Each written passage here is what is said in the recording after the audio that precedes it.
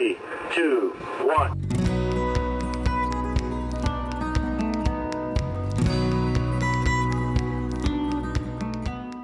All right, welcome back to Show Me Trucks. Well, super exciting day for me. I've been waiting on it for a while.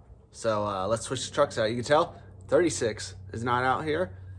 It's in the driveway. Suburban's coming in, but let's see what I picked up yesterday. I had to drive 700 miles to go get an engine for the Suburban. So pull it out of the truck. Let's see what we got.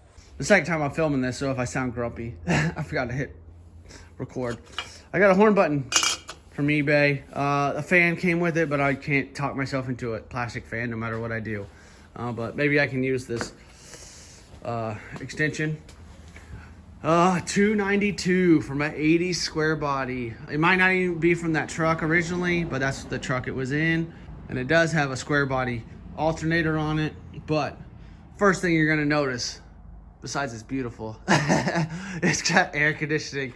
A huge selling point is that it actually had the air conditioning brackets, and they look modified, and somebody loves chrome. Somebody bought a bunch of chrome for it or had these brackets chromed. I'm assuming, because I really doubt they make any of this stuff in chrome, but I just thought that was hilarious. Even the engine mounts and the pulleys, and it kind of helps because if you want to make these look nice with all the billet aluminum, geez, it gets expensive. I mean, you're going to be what, $200-300 into a valve cover, you know, these little side covers, a couple $100, and it just gets out of hand really quick. So maybe I'll just throw all this old chrome on and just have it look like kind of an older build, you know. The number one thing I hate on this engine so far is I wish he would have told me that this was modified. I don't know if they modified it for the 700 R4 because that's what they had behind it. I don't know if that's the reason they modified it, so that the starter bolts up from the bottom. Hopefully, with the other bell housing, I need to check on my 67 over here. Hopefully the starter bolts in side from the bell housing side, but I don't totally know yet. Luckily, I also don't have to run the power steering pump, which means I can get some of the rid of these brackets and just make maybe a top bracket for the alternator. So that's a very big positive for me because I think these look gross. And if you look at it, it sticks out so far that I'm not really a fan of that either. It even has a chrome oil pan, and you know, it seems fine. The guy said it was fine in his truck. He seems pretty reliable, so hopefully it's okay. One downer I'm seeing is I don't know a whole lot about these little heat flaps or whatever down here, but this spring is all loose. I don't know if I can just get a new spring and then I can keep all that set up. If not, I really do want heat up into my intake. So I'm trying to talk myself out of building headers and buying a cool dual carb setup, but I do like that do, you know, just like everyone, you know, I do have a little bit of taste. I think they look beautiful on these. So, you know, obviously I need to get a flywheel for it. The plan is to get a two-wheel drive SM 465, which is the same tranny that's in this 67 over here, but obviously that's a four-wheel drive. And they're dirt cheap. People can't even give them away. So hopefully I can get a nice one. You know, no one wants it because it doesn't have overdrive, but I want it really strong because I do want to tow with my Suburban. That's kind of why I sold the 250 I had. I sold the LS I had. Mainly I sold the LS because I didn't want to do all those modifications. And I wanted kind of an older feel to the truck. I still want the manual feel to the truck. And I want a really reliable tranny so I could tow hopefully a vintage camper eventually, or even tow my trailer. You know, like, I don't know what you can get these Suburbans rated for. Hopefully I could tow enough that I could, you know, put a small truck on trailer and be able to tow it around. You know, they are, like I said, they're 3100, so they're the short bed models. You know, it had disc brakes and I'm guessing a brake booster, so I don't know. She's coming inside today, so that's why I'm all excited. 36 is out. It's gonna go into storage for the winter. There's only a couple more hours before the eBay auction is done, and some people have been hitting me up, but no one's paid for it yet, so we'll see. But I need it out of the garage. It's not getting worked on. It's just taking up space. So let me know what you guys think I should be doing with this engine. You know, cheap modifications are definitely what I'm into, but I think painted black for sure is what it needs. and maybe just leave all that old chrome on. Probably get a better air cleaner set up. I like the vintage ones a little bit more, like a lot more, like a lot more. So, if I went dual carbs, it'd be beautiful, but obviously you get into a lot of money whenever you do that. And it sucks because everyone has dual carbs for the 235s and 216s, but finding used old parts for these 250, 290, 292s is pretty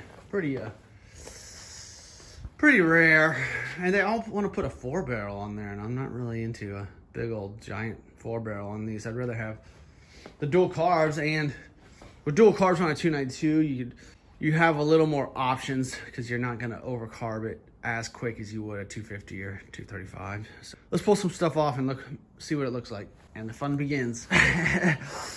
So, like I said, they had chromed this bracket, so you would think everything was nice, but they must have hammered it back because it is like not lined up with the pulley. So it needs to come a good, I don't know, 1/4 inch forward at least. And it looks like I could hammer that out because they basically jammed a spacer back here, but it's like angled. So even the spacer doesn't go in well. So it's like, I think what I have to do, which sucks, is this chrome, it's probably gonna break and flake or something, but I'm gonna have to try to hammer that, this way, that way, so the alternator can scoot forward, and then put a spacer back here. But you can tell they like welded this bracket together too, but they did not have that lining up good at all.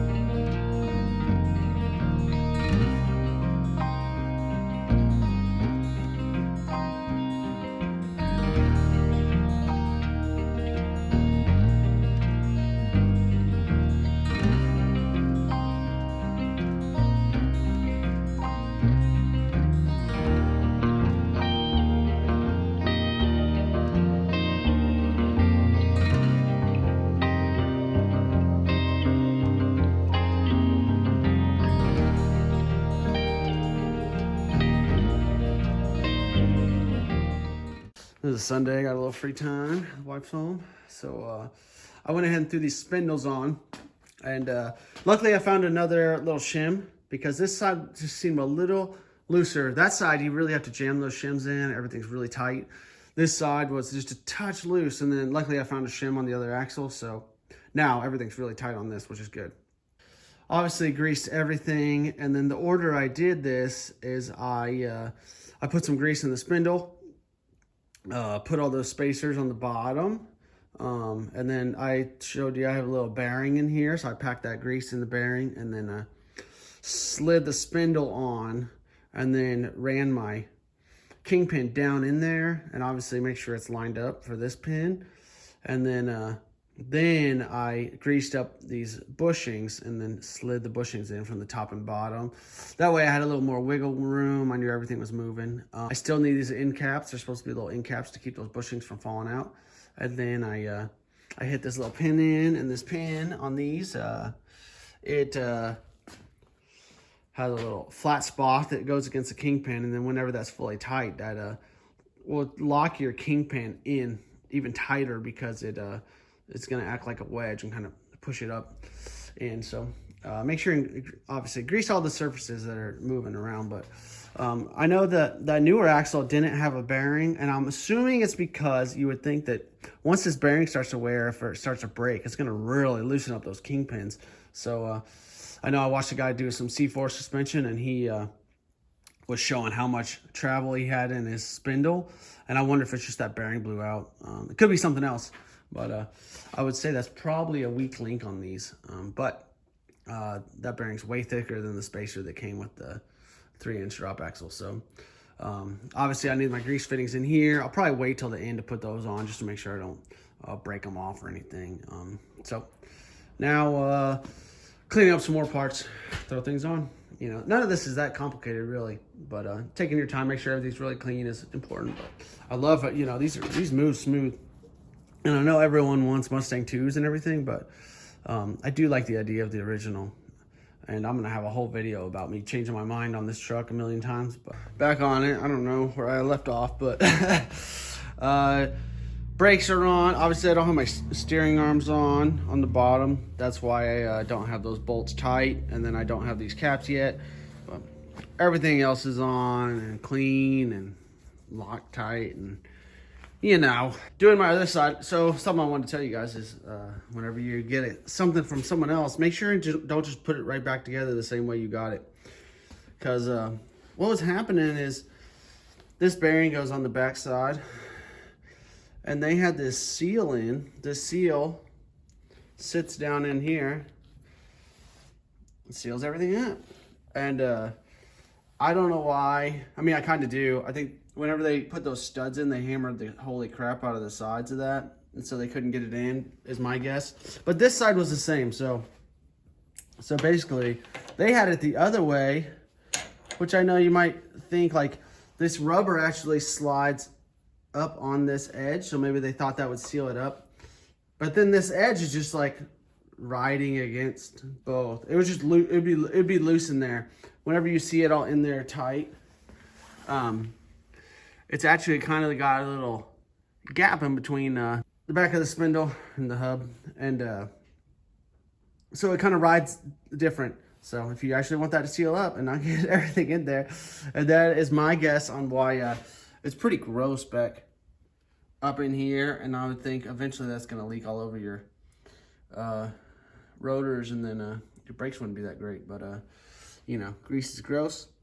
So cleaning this up, but I just kind of wanted to show you that. That's just something you should be aware of. But the good thing, I guess, is that because they didn't have it on right, they didn't.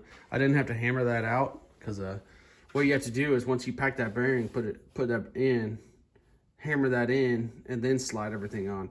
So whenever you go to take it off next time, you kind of are gonna bang this up. So luckily I get to reuse it because they did it the wrong way, but just something to be aware of. And then the other thing, obviously, try not to get grease all over this rotor, because it'd be nice to go get it machined down, but I'm trying to do this cheap.